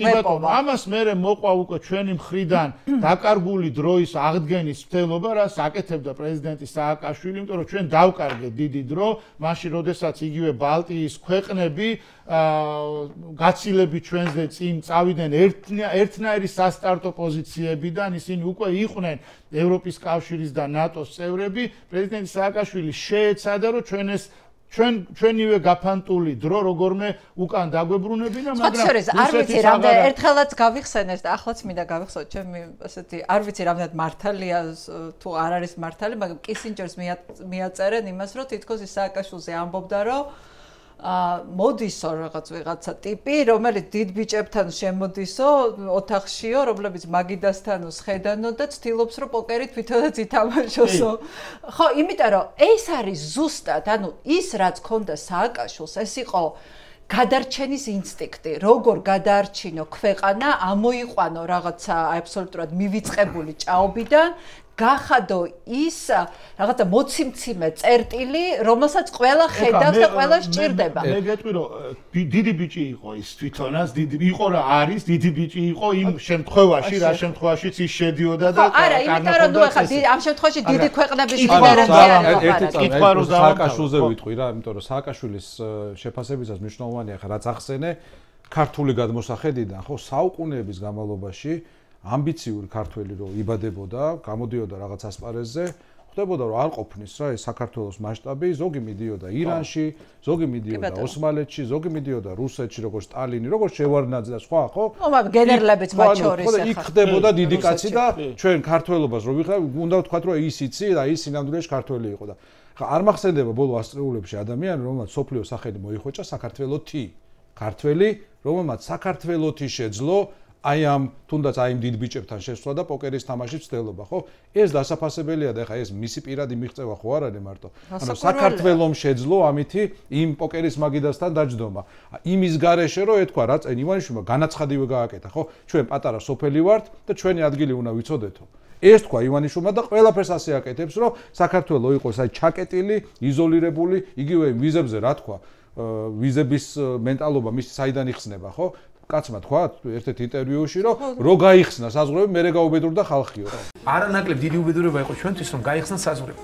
და ყველა გადის გარეთ და ხედავს როგორ ცხოვრობენ სხვები. ანუ თავისუფლებაში ხედავს საფრთხეს, თავისუფლებაში ხედავს უბედურებას, თავისუფლებაში ხედავს თავისთვის მტერს და 7-8 წელი იჯდა ჭორვილაში და უყურებდა ერთ-ერთ არც თუ მეინსტრიმულ ტელევიზიას. აი ეგ არის მისი თვალსაჩინო. და აი ამ თვალსაჩინოში უნდა დაგვაბრუნოს. ანუ ეს სურათი რო აჩვენოთ რა, ანუ არის მე ერთ რამეში შეიძლება ვერ თუ არ ვიცი როგორც გავიგე, მე მაინც გონია რომ აი ის მიღწევა რომელიც იყო მე მაინც გონია რომ ინდივიდუალურად სააკაშვილის დამსახურება იყო ისევე ხო ისევე როგორც არა მარტო სააკაშვილისთვის ხო არ იყო ქვეყნის მიღწევა იყო ხო სწორად გამიგია ხო ანუ დავაზუსტოთ ხო ანუ მისი ინდივიდუალური კონტრიბუცია იყო ძალიან მნიშვნელოვანი ისევე როგორც გონია რომ დიდ ბიჭებთან იჯდა შევარდნაძეს ოღონდ ის იჯდა როგორც სხვა არა მისი ქვეყნის წარმომადგენელი ისწავლა თამაშის წესები და მერე ცდილობდა რომ ამ წესებით როგორც უკვე საქართველოს ლიდერს ეთამაშა იმ დიდ ბიჭებთან ანუ ნაცნობობა მეგობრობა მოდიოდა იმ დროიდან როდესაც საქართველოს მოღვაწე იყო კი ბატონო მიშამ თავისით მოახერხა რომ ეს რაღაცეები ჩამოეყალიბებინა და აი ეს სურათი ხლა რა ზაზამ დახატა ესე იგი ჩვენი ლიდერები ერთი ნაწილი რა ბევრი ლიდერი არ ყოლია დამოუკიდებელ სახელმწიფოში ხო ესე იგი ვცდილობთ დავიბრუნოთ ჩვენი გეოპოლიტიკური ნიშა და ამ დროს მოდის სხვა ივანიშვილის სახით რომელიც ვცდილობს რომ ეს გეოპოლიტიკური ნიშა როგორმე არ დავიბრუნოთ მთელი მცდელობა არის მიმართული ამისკენ და აი რაც მათ აღნიშნეს აი დღეს სად ვართ მაშინ როდესაც რუსეთმა სრულმასშტაბიანი სამხედრო აგრესია განახორციელა უკრაინის წინააღმდეგ და ის არის საერთაშორისო სანქციების ქვეშ. მაშინ როდესაც ირანი არის საერთაშორისო სანქციების ქვეშ. მაშინ როდესაც პრეზიდენტი ტრამპი ამერიკის შეერთებული შტატების მთავარ მოწინააღმდეგედ თვლის ჩინეთს და არა რუსეთს. რუსეთი მას მიაჩნია რომ არის დაღმავლობის, დაკნინების გზაზე. აქედან არის სწორედ მისი განცხადებები გრენლანდიასთან დაკავშირებით სინამდვილეში ეს ეხება არქტიკას. რუსეთმა გამოაცხადა რომ ჩინეთი არის არქტიკული სახელმწიფო, როცა ჩინეთი საერთოდ არ ესაზღვრება არქტიკას. არქტიკა არის სავსე მინერალებით, არქტიკა არის სავსე ბუნებრივი რესურსები და ყველაზე დიდი საზღვარი არქტიკასთან აქვს რუსეთს. ყველა ტრამპის განცხადება სინამდვილეში მიემართება არქტიკას, მიემართება მინერალებს. სწორია, ესია ზუსტად. ხა შეიძლება მას ფორმები არ უარგა, შეიძლება ყურს რაღაც არასწორად ხვდება, თორე ყველა ეს განცხადება სინამდვილეში როგორც ის ფიქრობს იქიდან გამომდინარე არის სრულიად გამართლებული. თუ მას ჩინეთი მიაჩნია თავად მოწინააღმდეგედ, ბუნებრივია უნდა რომ ომი რომელიც უკრაინაში მიმდინარეობს, იქ არ ხარჯავდეს ძალებს და მთელი ძალები გადართოს იმავე ჩინეთზე და ჩინეთს რო დაუბრუნდეთ. თუ ირანის სანქციების ქვეშ არის, რუსეთის სანქციების ქვეშ არის, დასავლეთსა და აღმოსავლეთს შორის მაშინ რჩება კიდევ საზღვაო გზა, რომელიც არის დროში ძალიან გაწელილი და რომელიც სარგებელს აძლევს ჩინეთს და ეს არ უნდა. მაშინ რა გზა არის კიდე დამაკავშირებელი დასავლეთსა და აღმოსავლეთს შორის? გზა რომელიც გადის საქართველოზე. ეს გზა რჩება, ეს არის შუა დერეფანი, ეს არის ცენტრალური დერეფანი. ამ ცენტრალური დერეფნის იდეის ერთ-ერთი უმნიშვნელოვანესი რგოლი არის ანაკლიის პორტი. ანაკლიის პორტს გავიხსენოთ ასევე ახსენეს კონგრესში მეგობარი აქტივისტი და ანაკლიის პორტს მხარს პირველად ახსენებს შევარდნაძე და მერე მიშამ ფაქტობრივად დაუთმო მთელი სიცოცხლე ამ ანაკლიის პორტის მშენებლობას კონსტიტუციაში ჩაწერა. პირველი რას დაარტყა ივანიშვილმა ანაკლიას? მოვიდა თუ არა? ანაკლი არის უმნიშვნელოვანესი რგოლი იმისთვის რომ ჩვენ აი ამ შუა დერეფნის პროექტში კონდეს ჩვენი უმნიშვნელოვანესი ფუნქცია რომ ვიპოვოთ ის გეოპოლიტიკური ნიშა რომელიც ისტორიულად ქონდა ამ ანაკლიის პროექტს კიდე ერთი კომპონენტი აქვს რომელიც პრაქტიკულად ყველას დავიწყებული აქვს და შეიძლება არც აღნიშნულა ასე პირდაპირ რა ერქვა ამ ანაკლიის პროექტს ერქვა ლაზიკა ხო ლაზიკა არის ძალიან მნიშვნელოვანი სახელდება რომელსაც ამ შემთხვევაში აქვს გეოპოლიტიკური განზომილება ლაზიკა ეხმიანება თურქეთში მცხოვრებ მილიონობით ლაზს და ეუბნება რომ შენი სამშობლო, შენი ღუზა, ასე ვთქვათ, აქ არის, ხო? ეს არის რესურსი, რომელიც დემოგრაფიულად საკმაოდ სუსტ საქართველოს სამომავლოდ უნდა მოება. დიახ, ეს იყო ლაზიკა, იმისთვის იყო ეს სახელი, რომ უბრალოდ ლაზიკა ხა ხო. ჩემი აზრით ეხმიანება ეგრისის კრებასაც, რომელიც მე-6 საუკუნეში ხონდა. შეიძლება მაგასაც, ხო, მაგრამ ეს შემთხვევაში ანაკლია, დასახლებას ქვია ანაკლია. რატო უნდა დათქმევოდა ამას სპორტს ლაზიკა, თუ არა ის, რასაც ახლა ვამბობთ. ეს იყო მომავალზე გათვლილი, ძალიან ჭკვიანური, ძალიან შორს მიმავალი გეგმა, რომელსაც რა თქმა უნდა პირველი ივანიშვილი რა რუსებმა მოუღეს ბოლო ამ ეტაპზე. ეხლა რაც შეეხება გეოპოლიტიკურ მომენტს, ევროპა ჩემო ერთი წამი და ევროპა შემოვიყვანოთ, ანუ ევროპა დღეს სხვა არის, მე ვთქვი წინა გადაცემაში რომ მერცზე გავაკეთებ, მეთქი მომავალ შაბათს, მაგრამ დღეს არ შემეძლო რომ მეგობრა აქ წარ უნდა გამეკეთებინა, მერცზე გავაკეთებ ყველაფერს და თან გავაკეთებ ასეთ კონტექსტში მერცი ხო მერცი versus მერკელის მემკვიდრეობა, იმიტომ რომ მათ პირადი კონფლიქტებიც ჰქონდათ ძალიან სერიოზული და ძალიან მნიშვნელოვანია მერცის მემკვიდრეობა როგორი იქნება მერკელის მემკვიდრეობასთან შედარებით. მას შეუძლია მთლიანად ამოატრიალოს ეს მემკვიდრეობა და ამიტომ დიდ გადაცემას მიუძღვით გერმანიას და მოდი შემოვიყვანოთ ევროპა. ხო, ევროპის კონტექსტში მინდოდა ზუსტად გამეგრძელებინა, ვინაიდან ძალიან მნიშვნელოვანი არის ისტორიული მომენტის განცდა. წეგან გიამაც ახსენა, ხანდახან დიდხანს გვიწევს ხოლმე ლოდინი, ხო? ლოდინი შეიძლება 10 წლეულობით ელოდო რაღაც ფანჯრის გახსნას და ის ფანჯარა თუ დაიკეტა, მერე შეიძლება კიდევ 10 წლეულობით აღარ გაიხსნას. როდესაც საუბარი მიდის ხოლმე ჩვენს გეოპოლიტიკაზე და ახლა ოცნება ამას ცხადია, სათავისოდ იყენებს ძალიან ბოროტად, როდესაც აი ყველა დასავლურ სისუსტეს ნატოს მიერ შეუსრულებელ დაპირებას არ დავარქმევ, მაგრამ რო გეუბნებიან რომ კარიღია და მე ეს მართლა ნაძირლები რომ ცინიკურად ამბობენ რომ გავცივდებით ამ ორ პირხარში და ასე შემდეგ, იმის მაგივრად რომ ყველაფერს აკეთებდნენ რომ გავწევრიანდეთ, ხო? მნიშვნელოვანი არის ის რომ ხო, ამ დროს არ არის, მაგრამ ნახე, არის ორმხრივი მოძრაობა. იცვლება მენტალობა თვითონ ევროპაში. როდესაც ახალგაზრდებთან საუბრობთ ხოლმე ამ თემაზე, ხშირად მისაუბრია, აი 1938 წლის ცნობილი მიუნხენის შეთანხმება, რომლის შედეგადაც ჩეხოსლოვაკია წაიღო, ჯერ სუდეტები და მერე მთელი ჩეხოსლოვაკია წაიღო ჰიტლერმა. მაშინ როგორ ჩავიდა, როგორ დაბრუნდა ნევილ ჩემბერლენი ბრიტანეთში. თქვა რომ მე შევინარჩუნე ევროპაში მშვიდობა და რო კითხეს ჩეხოსლოვაკიაზე, თქვა რომ ეს არის შორეული ქვეყანა, რომლის შესახებაც არაფერი გაგვიგია. ხა რუკას რო დავხეტოთ, ჩეხოსლოვაკია აღმოსავლეთ ევროპაც არ იყო, ხო, მაშინ ეს ჩეხეთი და სლოვაკეთი, ცენტრალური, გაგანია ცენტრალური ევროპაა, ყველა მხრიდან მაშინ გერმანია. ოღონდ ზაზა, რო აი აქ მნიშვნელოვანი ბოდიში ცოტა ლირიული გადახვევით, მაგრამ არ შემიძლია რო არ თქვა, მაშინ რო ებრძოლა ჩეხეთს უდეტისთვის და ესე არ დანებებოდა გერმანიას, შეიძლება, ანუ როგორ მოქცეულიყო, როგორც უკრაინა, შეიძლება როგორც მოვიქცეთ ჩვენ 2008 წელს. ხო, ამაზეც მიდის დისკუსია თვითონ ჩეხეთში სხვადასხვა. შეიძლება ესე არ განვითარებულიყო მოვლენები და მეორე მსოფლიო ომი ასეთი მასშტაბის არ ყოფილიყო. ხო, მაგაზე ცალკე გადაცემა შეგვიძლია, მაგრამ მართლა ძალიან ჰიპოთეზა რასაკვირველია, მაგრამ ნუ ფაქტი არის რომ არ უბრძოლია. მაგრამ ნუ ანუ მან როცა არის ბრძოლი, მე არავინ არ გაქცევს ყურადღებას. ხო, არსებითად მინდა მაინც მენტალურ ცვლილებას გაუსვა ხაზი, რომ როგორ აღიქვამდა მაშინდელი დასავლეთი ევროპა და მსოფლიოს წამყვანი ქვეყნები, ამ შემთხვევაში დიდი ბრიტანეთი, როგორ აღიქვამდა ჩეხოსლოვაკიას. ეს არის შორეული ქვეყანა, რომელსაც არავინ იცნობს. ამიტომ დიდი ამბავი შევეშვათ, ხო? ეხლა ჩვენ დაგვიდგა ის მართლა სანატრელი მომენტი და გიამაც ახსენა, მე ხშირად ვახსენებ, რომ ჩვენთვის ტრაგიკული თარიღი არის ის, რაც მაგალითად თურქეთისთვის არის ერთ-ერთი მთავარი აღსანიშნავი თარიღი, რაც ჩვენთვის არის კონსტანტინოპოლის დაცემა, მათთვის არის სტამბოლის აღება, ხო? სხვანაირად უყურებენ ამ მოვლენას. ჩვენთვის კონსტანტინოპოლის დაცემა იყო დასავლეთთან აი იმ კავშირის გაწყვეტა, რომელმაც 100 წლეულობის განმავლობაში ჩვენ მოგწყვიტა ჩვენს ცივილიზაციურ სახლს, ხო? ეხლა არა მხოლოდ დაბრუნდა ეგ ფანჯარა, არამედ გერმანელი პოლიტიკოსები გამოდიან. ანუ ყველაზე უფრო სკეპტიკურად განწყობილი პოლიტიკოსები გამოდიან და გეუბნებიან, რომ ევროპა არის ლისაბონიდან თბილისამდე.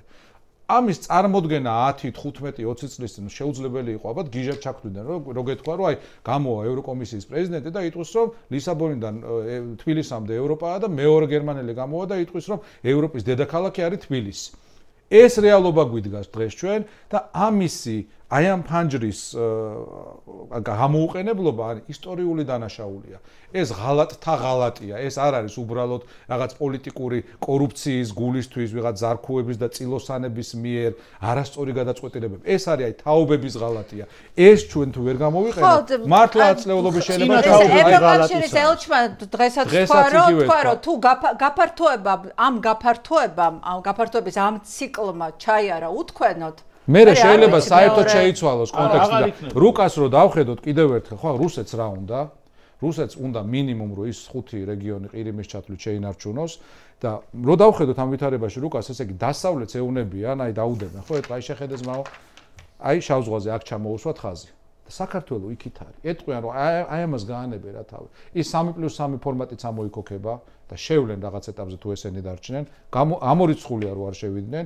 დღეს რაღაცას ებღაუჭებიან რომ ბოლომდე მოღალატის იარლიყი არ აეწებო, თუმცა არ ვიცი ამაზე მეტი რაღა უნდა გააკეთონ, მაგრამ ეს არის რუსეთის მიზანი, რომ სუფთა გეოგრაფიულად დასავლეთს უთხრას, აი შეხედე შავ ზღვას, ამის აქეთ მე ვარ.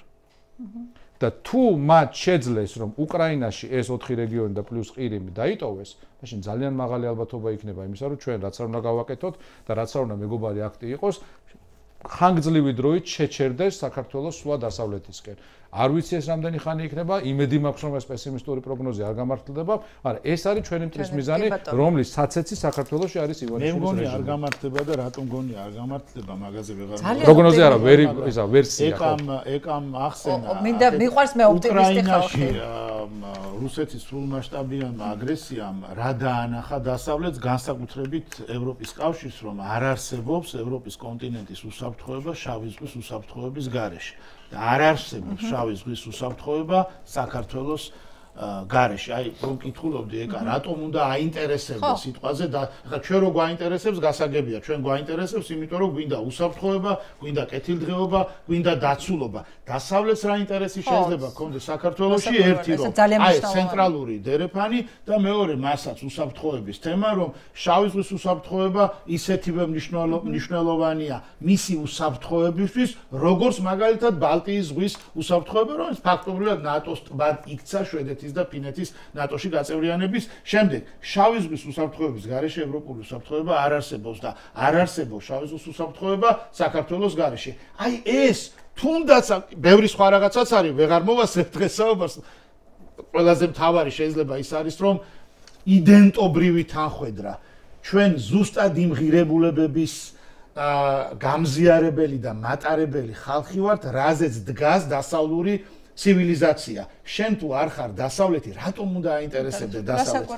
აი, ადამიანურ დონეზეო შენ თქვი, შენ ხომ არ იმეგობრებ ისეთ ადამიანთან, რომელთანაც შენ არ გაქვს ღირებულებითი თანხwebdriver. ხო, მათ შორის კულტურულიც ძალიან რთულია, ხო? არ იმეგობრ ხა თუ ვიღაცა გეუბნება რომ ხო კაცის ყლა კარგია, ვერ იქნება ეს შენი მეგობარი, ხო? იმიტომ რომ შენ სხვა პრინციპებზე, სხვა ფასეულობებზე დგახარ, ხო? ესეც მნიშვნელოვანია. ეს საკმარისია იმისთვის, რომ ჩვენ აი ამას უნდა ჩამოვეკიდოთ და იმას კი არ უნდა ვამბობდეთ, რომ ლანძღავდეთ აქედან და თან რაღაცა წარმოუდგენელ რაღაცებს ვამბობდეთ, სილს წამებდეთ ჩვენს პარტნიორებს, ჩვენ უნდა ვარწმუნებდეთ ყველა ჩვენთაგანი, ვინც ხვდება ევროპელს ან ამერიკელს, იმაში უნდა ვარწმუნებდეთ, რომ აი ჩვენ იდენტობრივი ისა გვაქვს ერთობა, რომ შავი ზღვის უსაფრთხოება ასეთი მნიშვნელოვანია, რომ შუა დერეფანი თუ არ იქნება Nord Stream 1, Nord Stream 2 რა იყო გააუქმა მათ შორის ევროპული ერთ-ერთი მერკელი ახსენეთ, ხო მისი ამბავი იყო, ხო? მთელი მუშაობა მიდიოდა იმაზე, რომ საქართველოს ხმა არ ამოეღო, ხო? რომ ჩვენი როლი, სწორედ სადაც აი შუა დერეფანში რო ვიძებთ, არანაირი შუა დერეფანი, აგერ რუსეთიდან ვატარებთ ყველაფერს, ხო? რომ ჩვენ იმაში უნდა ვარწმუნებდეთ, რომ Nord Stream 1 და Nord Stream 2 კი არა, აგერ ორ ზღვას შორის ჩვენ ვართ და მოდი აი ეს ავაგო ცენტრალური აზია, კასპიის ზღვა, საქართველოს შავი ზღვა და კი ბატონო და იქიდან აქეთ პირიქით, ხო? შენ წეგან ახსენე ეკა, აი ეს 38 წელი ჩეხეთს რო ებრძოლა, ნუ მე ვთქვით რომ რაღაც ცოტა სპეკულაციური ასეთი საკითხის ასე დაყენება, მაგრამ აი იგივე ხაზი რო გავაგზავნოთ, ხო? მაგალითად ჩემი ხშირად მიფიქრია რა, რომ ჩვენთან რო არ მომხდარიყო ირაკლი ყობახიძის მამის მონაწილეობით მაგალითად 1991-12 წლებში სახელმწიფო გადატრიალება, შეიარაღებული გადატრიალება. საქართველოს აუცილებლად იქნებოდა 2004 წელს ევროკავშირის გაფართოების ნაწილი. იქნებოდა როგორც ლიეტუვა, ლატვია და ესტონეთი შევიდნენ ყოფილი საბჭოთა რესპუბლიკები, ჩვენ შევიდოდით, იმიტომ რომ 91 წელს ეკონომიკურად ბულგარეთს მაინც მივებმებოდით უკვე ეკონომიკურად ჩვენ ვიყავით ისევე განვითარებული ან მეტად, ვიდრე ზოგიერთი სამხრეთ ევროპის ქვეყანა მაშინ, ხო? აი რა მოგწა იმან, რომ აი რუსეთმა აგვრია, ცოტა პროპაგანდით, ცოტა რაღაც ქართველი რაზეც ტრიგერდება იმ ღირსების თემით, ვითომ დიქტატურის თემით და ასე შემდეგ. სხვათა შორის ეს კიდე ცალკე თემაა, ხო, აი მახსოვს 2007 წელს სააკაშვილის ერთ-ერთ მიტინგზე უცებ ჩაუშესკუ რო დაუძახეს და ფიქრობ რომ კაცო და გამახსენდა ამინთო რა რომ გამსახურდიას რომ ჩაუშესკუს ეძახდა. ახლა ჩაუშესკუს 10.000 ის ყავდა ადამიანი ზოგი გაქრობილი, ზოგი მოკლული, ანუ მართლა დიქტატორი იყო და რა ჩაუშესკუ ხა ან ერთი ან მეორე ხო აბსურდი იყო, მაგრამ აი ესე მუშაობდა მტერი და გაგვამაზინა ასე თქვა, წაგვართვა ცხოვრების 10-12 წელი და არა მხოლოდ 12 წელი, ანუ ევროკავშირში ვერ შევედით 2004 წელს. ნატოში შეიძლება შევსულიყავით 2004 წელს, ხო? ანალოგიურად. 20 წლის მერე რაც ციკლებია, ხო? ესია, ანუ ეხლა წესი, აი ეხა ეს თუ აი ეს თუ ვერ გადავაგორებ, რომ სააკაშვილი ცდილობდა რომ დაწეოდა დროს, რომელიც აი მაგიტომ მინდა რომ გავაცნობიეროთ აი ამ მომენტის მნიშვნელოვნება. კი ბატონო, და ბოლოს მინდა აი ეს კაცი გაუმარჯოს ნამდვილად დაასხით. თუ ესე იგი მოვიშორეთ ის კაცი, ამ კაცს ექნება ძალიან დიდი დამსახურება პირადად. ეს კაცი არის თან ძველი ტიპის რესპუბლიკელი, რეიგანის ტიპის რესპუბლიკელი და ეს არის კაცი, რომელმაც იცის რა არის საბჭოთა კავშირი, იცის რა არის რუსეთი და ყოველგვარი ილუზიებისგან არის დაცლილი, ხო? იმიტომ რომ თანამედროვე ახალ რესპუბლიკელებში საკმაოდ ძლავრად არის იზოლაციონისტური ფრთა წარმოდგენილი, რომლებიც გვეუბნებიან რომ აი ჩვენ თუ ჩვენ თავს მივხედავთ, არ იქნები უკეთესად. ანუ ჯობია შენი ინტერესები დაიცვა კავკასიაში, ვიდრე ნიუ-იორკის მისადგომებთან. და ტრამპისტია ეს კაცი რეიგანისთან ერთად და კარგი ჰასტუხი უკეთია ახლა ამ ფოტოზე გადიდებულს რო ვაღებ, მაგრამ სხვების დამსახურებაც ალბათ უნდა ვთქვა, საქართველოს ჯონ მაკეინის შემდეგ იყო რაღაცნაირად მიტოვებული ზუსტად. სწორად ითქვა რომ როცა ამდენი ხა ინდოეთი და პაკისტანი აგერ ბირთვული სახელმწიფოებია ერთმანეთს ესროლეს, ხო აქ ეს ბუდმივი პრობლემა ახლო აღმოსავლეთში უამრავი პრობლემაა მსოფლიოში და ეხლა ჩვენ 35 წელი ჩვენი პრობლემები ცოტათი გადავღალეთ კიდეც სამყარო, ხო? ჩვენ მაკეინის შემდეგ ჭირდებოდა ისეთი ადამიანი, ვინც იქნებოდა ჩვენი აი რაღაცა კოზის ჩემპიონი, ხო? ვინც აიღებდა ჩვენს თემას და აი, იმიტომ კი არა. აქ დავახსენოთ შაჰიდი და რიშიც, რომლებიც აი რომლებსაც ძალიან დიდი წვლილი მიუძღვით საქართველოს ხალხდაჭერაში. ორივე ძალიან გავლენიანი სენატორი. კი, და სენატში ნახავთ რიხინით გავა ეს ამბავი, და იქ არის რიში და მე მაგალითად სულ ამას ვეუბნებოდი ხოლმე, რომ აი ეხლა საქართველოს ვისაც და ვისთან ერთადაც ყოფილა ასეთ შეხვედრებზე, ყველა დამემოწმება. მაკეინის შემდეგ ეს არის მიტოვებული საქმე.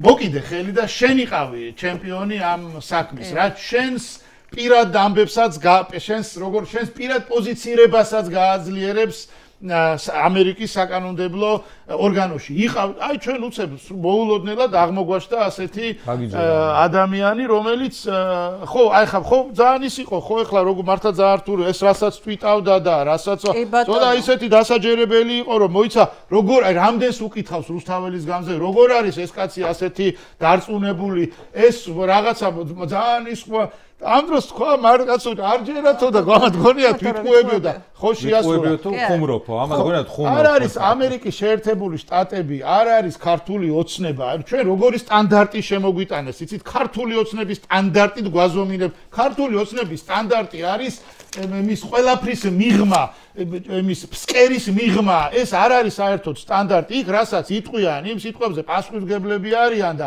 იმ სიტყვებს მერე ასრულებენ და ამათ ეგონათ რომ როგორც 13 წელი რაღაცა სიგიჟეებს ლაპარაკობენ და ტყუილებს ლაპარაკობენ და არავინ ამაზე პასუხს არ თხოვს იქაც ეგეთი რაღაცაა და არ არის ასე ზუსტად ამიტომ გვინდა ეს ცივილიზაცია იმიტომ ვართ ამ ცივილიზაციის ნაწილო ჩვენ სიტყვის ხალხი ვართ ილია ჭავჭავაძე იყო ეს ადამიანი და ჩვენ ეს ქვეყანა გვინდა ილია ჭავჭავაძის ქვეყანა გვინდა რუსთველის ქვეყანა გვინდა ეს გვინდა და ეს არის ზუსტად დასავლეთი ძალიან ესე კი პოდკასტისთვისაც კი გია არის ისეთი ენერგიული რომელიც ესე იგი შესაშური ენერგიულობით არა შეუძლებელია ხოლმე ჩვენ ამას არ ძინავს მაგალითად ღამები ანუ შეუძლებელია ამ ქვეყანაში ცხოვრობ და ამაზე არ ნერვიულობდი ამაზე ემოციის გარეშე ილაპარაკო, ხო, რასაც მართლა რაღაცა მთელი ჩვენ ოცნება ქონდა ეს საბჭოთა კავშირში დავიბადეთ, თავისუფლებაზე ოცნება იყო, მერე უცებ ეს ბრძოლით მოვიპოვე და ეხლა უცებ მართლა ვიღაცა ვიგინდარები მოდიან და გეუბნებიან რომ არა აი აქ აი რუსებთან უნდა ვიყოთ და რუსები უნდა ვიყოთ. ამას გეუბნებიან. არ მინდა, მე მინდა რომ ქართველი ვიყო. მე მინდა რომ ჩემი თვითყოფადობა შევინარჩუნო იქ სადაც ამის ერთადერთი ადგილი სადაც ამას შევინარჩუნებთ არის სწორედ დასავლური ცივილიზაცია. ეგეც მაგნოტაზე დავასრულოთ, ბალე. ადრე გვითქვამს და ხაზი გავუსვათ მაგას. ადრე და წლების განმავლობაში კოცები რას გვეუბნებიან, ხო, რომ არჩევანი არის აი ქოცი თუ ნაცი. ნაცი თუ ქოცი. სინამდვილეში არჩევანი არის ქოცი თუ ქართველი. ქოცი არ არის ქართველი, ქართველები ვართ ყველანი. ქოცი არის რაღაცა გრუზინის ხელოვნურად გამოყვანილი, კორუმპირებული, უწყინარი რუსისთვის ჯიში, რომელსაც აი ესე ცირკის პუდელივით რაღაც ორფეხზე დააყენებენ უკანა თათებზე, რაღაცას გააკეთებს კორუმპირებულად, ჩაუგდებენ შაქრის ნატეხსპირში და ამით არის ბედნიერი. აი ქოცი თუ ქართველი, ჩვენ ყველანი ვართ ქართველები, რომლებმაც ეს ბრძოლა უნდა მივიყვანოთ ბოლომდე. ზაზა, გია, ძალიან დიდი მადლობა ზაზა ბიბილაშვილი, გია. ჯაფარიძე იყვნენ ჩვენთან, მე მგონი ძალიან საინტერესო საუბარი გამოგვივიდა, ამიტომ ველოდებით თქვენს კომენტარებსაც, ველოდებით თქვენს გამოხმაურებას იმ თემებზე, რასაც ვილაპარაკეთ. კიდევ ერთხელ შეგახსენებთ, რომ ეს არის პლატფორმა მისმინე, გამოგვყევით, აუცილებლად გამოგვიწერეთ თუ არ გამოგიწერეთ ჩვენი არხი და გამოგვყევით Facebook-ზეც, TikTok-ზეც, Instagram-ზეც, თუ რამე ახალი სოციალური მედია იქნება, იქაც გავხსნით ჩვენს გვერდს და იქაც გამოგვყევით. გამოგვყევით რუსთაველზე. და გამოგვყევით რუსთაველზე. იყარ გენიალური. აი ეს უნდა დავამატო ხოლმე გია. ძალიან დიდი მადლობა. მომავალ შეხვედრამდე.